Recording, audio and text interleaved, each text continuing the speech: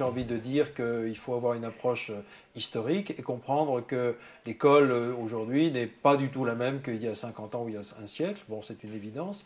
Mais il faut surtout dire quelle est la caractéristique majeure de l'école. Ce n'est plus l'école de l'émancipation, ce n'est même plus l'école de l'égalité des chances.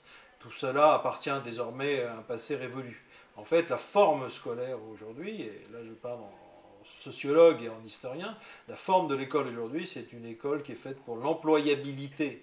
L'émancipation a été remplacée par l'employabilité. On comprend aussi que se déclinent de façon très différente les programmes, que la manière même dont on pense la finalité de l'école, les méthodes sont inscrites donc dans un projet que j'ai appelé avec certains de mes camarades de l'Institut de recherche de l'FSU l'école néolibérale. Elle est faite en réalité pour produire un capital humain, des ressources humaines dans le cadre d'une compétition mondiale. En fait, elle est faite pour adapter la population, et en particulier les nouvelles générations, à des conditions données, des conditions économiques qui sont données par les nouvelles technologies, qui sont données plus généralement par un certain mode de production qui réclame flexibilité et adaptabilité.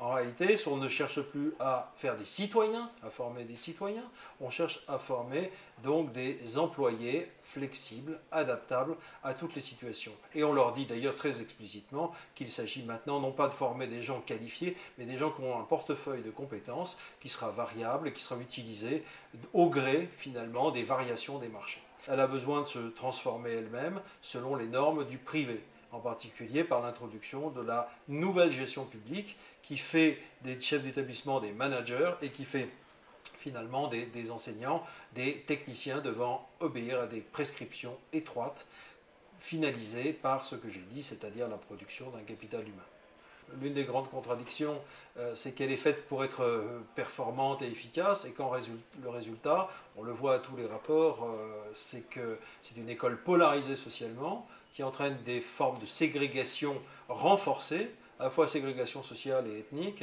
et d'une certaine façon, on aboutit à une baisse plutôt de l'efficacité globale, si on la mesure, en termes de résultats. Donc je ne pense pas du tout que ce soit une école qui aboutit aux résultats attendus.